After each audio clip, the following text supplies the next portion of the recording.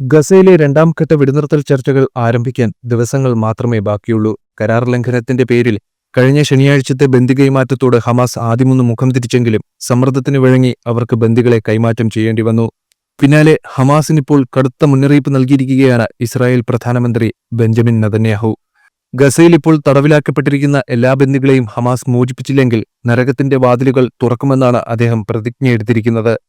US state secretary Marco റൂബിയോയ്ക്കൊപ്പം സംസാരിച്ച Netanyahu ഗസയുമായി ബന്ധപ്പെട്ട് ഇസ്രായേലിനും അമേരിക്കയ്ക്കും ഒരു പൊതുതന്ത്രമുണ്ടെന്നും ഹമാസിന്റെ സൈനിക രാഷ്ട്രീയ സാന്നിധ്യം ഇല്ലാതാക്കുമെന്നും പറയുകയുണ്ടായി. നരകത്തിന്റെ കവാടങ്ങൾ എപ്പോൾ തുറക്കുമെന്നതുൾപ്പെടെ ഈ തന്ത്രത്തിന്റെ വിശദാംശങ്ങൾ ഞങ്ങൾക്കെല്ലായ്പ്പോഴും പൊതുജനങ്ങളുമായി പങ്കിടാൻ കഴിയില്ല. നമ്മുടെ എല്ലാ ബന്ദികളെയും വിട്ടയച്ചില്ലെങ്കിൽ തീർച്ചയായും തുറക്കും. ഹമാസിന്റെ സൈനിക ശേഷിയും ഗസയിലെ രാഷ്ട്രീയ ഭരണവും ഞങ്ങൾ ഇല്ലാതാക്കും. ഞങ്ങളുടെ എല്ലാ ബന്ദികളെയും ഞങ്ങൾ വീട്ടിലേക്ക് കൊണ്ടുവരും. ഗാസ ഇനി ഒരിക്കലും ഇസ്രായേലിന് ഭീഷണിയാകില്ലെന്ന് ഞങ്ങൾ ഉറപ്പാക്കുമെന്ന് നെതന്യാഹു വ്യക്തമാക്കി.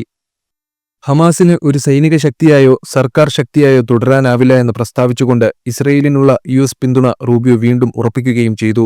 ഹമാസ് അധികാരത്തിൽ തുടരുന്നിടത്തോളം കാലം സമാധാനം അസാധ്യമാകും.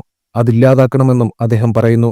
ഗസയിൽ ബന്ദികളാക്കിയിരിക്കുന്ന ഇസ്രായേലികളെ ഉടൻ മോചിപ്പിച്ചില്ലെങ്കിൽ ഇസ്രായേൽ ഹമാസ് വെടിനിർത്തൽ കരാർ റദ്ദാക്കുമെന്ന് അമേരിക്കൻ പ്രസിഡന്റ് ഡൊണാൾഡ് ട്രംപ് വ്യക്തമാക്കിയിരുന്നു.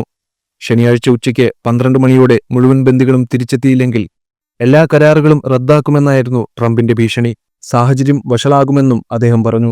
അതേസമയം വെടിനിർത്തൽ കരാർ വിഷയവുമായി ബന്ധപ്പെട്ട് താൻ പറയുന്നത് സ്വന്തം നിലപാടാണെന്നും ഇസ്രായേലിന് അതിനെ മറികടക്കാവുന്നതാണെന്നും ട്രംപ് കൂട്ടിച്ചേർത്തിരുന്നു. ഗസ ഏറ്റെടുക്കുമെന്നും ശുദ്ധീകരിച്ച പൂങ്കാവനമാക്കുമെന്നും ട്രംപ് പറഞ്ഞിരുന്നു. പിന്നാലെയാണ് ശനിയാഴ്ച ബന്ദി കൈമാറ്റവും നടന്നത്.